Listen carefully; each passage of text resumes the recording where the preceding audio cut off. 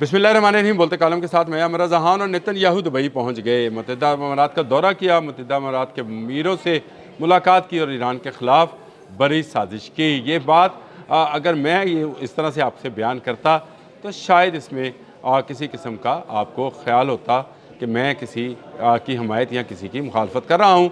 लेकिन इसराइली वज़ीर आज़म Benjamin Netanyahu के ऑफिस से ये खबर बाहर आई है कि ईरान अमेरिका या ईरान इसराइल वॉर के दौरान नेतन्याहू ने मुत्तहिदा अरब अमारात का दौरा किया और उसके अमीर जो हैं मोहम्मद ज़ैद बिन नहान उनसे मुलाकात की और इस मुलाकात में ईरान को किस तरह से मारना है इस पर बातें हुई। गो मुत्तहिदा अरब अमारात की तरफ से इस खबर की तरदीद की जा रही है और कहा जा रहा है, जो कहा गया है वो भी सुन लें। ये तरदीद उस तरह की तरदीद नहीं है, आपको समझ में आएगी कि तरदीद है क्या। तरदीद ये है कि हम इब्राहिम अकॉर्ड के जो हैं रुकन हैं और इब्राहिम अकॉर्ड को मान चुके हैं, इसलिए हमारे इसराइल के साथ तल्लकात हैं। लेकिन नेतन्याहू के आने की खबर जो है इसमें कोई सदाकत नहीं। पहली बात, इसराइल के साथ तल्लकात हैं, इब्राहिम अकॉर्ड को मान चुके हैं, दोनों भाई भाई बन चुके हैं। इब्राहिम अकॉर्ड का मतलब क्या है? यहूद और नसारा और मुस्लिम तीनों जो हैं ये भाई हैं, लेकिन हम नहीं हैं। ये यहूद और नसारा हमेशा से हमारे दुश्मन हैं। हमारे नबी हमें तालीमात देकर गए हैं, जिनके भाई हैं वो निपटें इससे।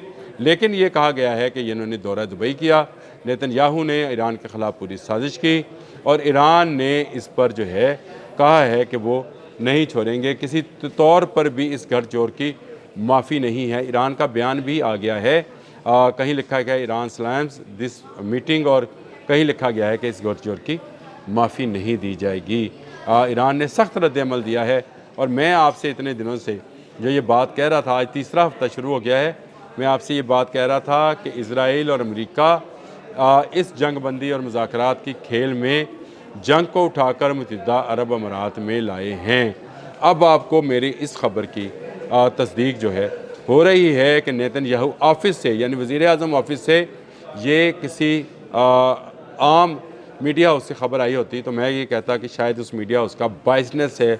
मेरे जैसा कोई शख्स जो है ये खबर आप तक पहुंचा रहा होता तो आप कह सकते थे कि इसकी हमदर्दियाँ ईरान के साथ हैं या अमेरिका के साथ और इसराइल के साथ इसकी हमदर्दियाँ नहीं हैं। लेकिन इसराइली वज़ीर आज़म के ऑफिस से अगर ये खबर निकल कर आई है तो इस खबर की सदाकत का आप खुद अंदाज़ा कर सकते हैं। मैं जो खदशे का इज़हार कर रहा था कि ईरान और मुत्तहिदा अरब अमारात के दरमियान में अब जंग होनी है, बारहा ये मैंने बात की, ये अदील साहब के साथ भी जब मैं व्लॉग कर रहा होता हूँ उनके सवालात के जवाब में भी ये बात बता रहा होता हूँ कि अब ये यहूद व नसारा मुत्तहिदा अरब अमारात के पीछे छुप कर अब वार करेंगे, हमला ये करेंगे ईरान पर, पलट कर ईरान मुत्तहिदा अरब अमारात पर हमला करेगा। पैसा जो है इन अमाराती जो अमीर हैं इनका लगेगा, यानी पैसा इनका होगा। जंग अमेरिका और इसराइल की होगी, जंग इसराइल की होगी, असला अमेरिका का होगा और हदफ जो है वो ईरान को बनाया जाएगा। ईरान ये बात समझ गया, बहुत सारे लोग हमारे यहाँ की शायद ये अभी तक बात समझे नहीं हैं, लेकिन आहिस्ता आहिस्ता समझ आना शुरू हो जाएगी जब पता चलेगा कि ये सारा मामला क्या है। क्यों आयरन डूम उठाकर, आयरन डूम और उसका तमाम स्टाफ जो IDF इसराइली डिफेंस फोर्सेस हैं उन लोगों को लाकर दुबई में बिठाया गया है।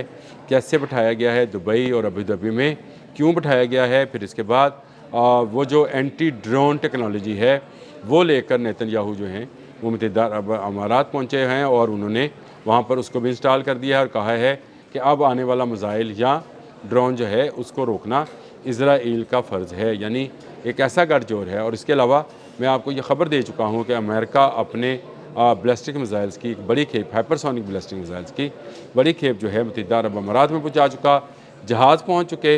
अब के एयर स्ट्रिप्स जो हैं वो मुत्तहिदा अरब अमारात की इस्तेमाल होंगी, नहीं होंगी तो सऊदी अरब की नहीं होंगी और इराक़ की एयर स्पेस जो है वो इस्तेमाल नहीं की जाएगी, क्योंकि वहाँ पर इसराइल का खुफिया अड्डा ऑलरेडी जो है रिवील हो चुका, यानी उसको दुनिया के सामने पेश कर दिया गया कि ये खुफिया अड्डा था, ईरान ने उसका निशाना बांध लिया। अब सारी की सारी जंग जो है ईरान और मुत्तहिदा अरब अमारात के बैन होगी। जब ये पूरी कशीदगी जो है ख़त्म होने की बात हो रही होती है, जब ये एक ऐसा मौका होता है कि नज़र आता है कि ये मुज़ाकरात कामयाब हो रहे होंगे, अमेरिका के सदर जो हैं वो चीन पहुंच गए और चीन के शी जिन जो हैं उनको राज़ी कर लेंगे कि आप अपने हमज़ को खाली करें, मैं ईरान से रिक्वेस्ट करता हूँ कि वो भी तजारत खोले ताकि दुनिया की तजारत चले। ऐसे में जैसे ही अमेरिकी सदर जो हैं वो उतरते हैं बीजिंग में, वैसे ही नेतन्याहू ऑफिस से ये ख़बर सामने आ जाती है कि नेतन्याहू तो मुत्तहिदा अरब अमारात का दौरा कर चुके हैं और जंग की हिकमत अमली तय कर चुके हैं ताकि अमन ना हो।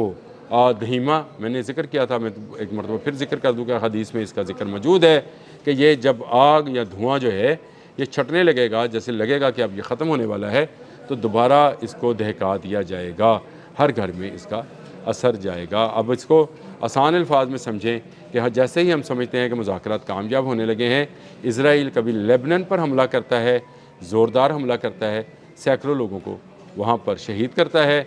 जैसे ही ये जंग कम होने लगती है तो अपना आयरन डूम और control centre, command and control centre उठाकर IDF के यानी यहूदियों को, यहूदी फ़ौजियों को उठाकर मुत्तहिदा अरब अमारात में इंस्टॉल करता है और वहाँ से ईरान की एक ऑयल डिपो पर हमला भी किया जाता है। जहाज़ों पर हमला होते हैं और कहा जाता है कि अननोन प्रोजेक्टाइल जो थे वो इन तजारती जहाज़ों पर लगे।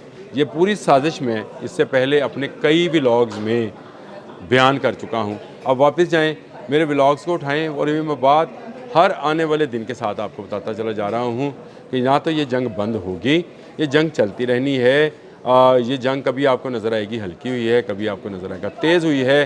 अब देख लें इसराइल के वज़ीर आज़म ऑफ़िस से, जब ये प्राइम मिनिस्टर ऑफ़िस से ये बयान जारी हुआ है तो इसकी तरदीद क्या अमाराती मानी जाएगी? मुझे सिर्फ छोटी सी बात बता दें, जो ख़ुद इस बात को तस्लीम कर रहे हैं कि अब्राहम अकॉर्ड के तहत वो इसराइल के साथ तल्लुकात रख रहे हैं और इब्राहिम अकॉर्ड में कहा यह गया है कि ये तीनों मज़ाहिब जो हैं ये जो हैं भाई हैं, तीनों अलहामी मज़ाहिब हैं, तीनों भाई हैं और तीनों एक दूसरे का दिफा करेंगे, यहूद, नसारा और मुस्लिम।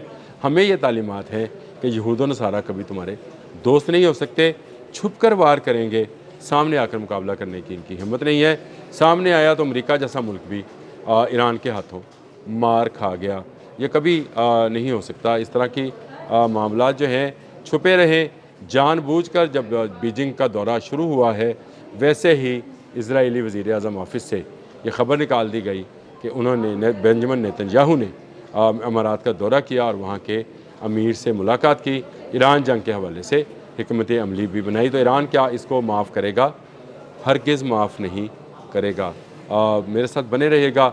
अगर मुझसे कोई गलत लफ्ज़ भी निकल जाए तो मैसेज कर दीजिएगा, या नीचे जो होता है कमेंट बॉक्स, उसमें ज़रूर लिखा कीजिए, उससे मुझे बहुत सारी रहनुमाई मिलती है। अल्लाह पाक आपको महफूज रखे, हम सब को जंग की तबाहकारियों से महफूज रखें और हमें मुनाफ़क़त से भी बचाए। अब तक के लिए इतना ही। अल्लाह हाफ़िज़।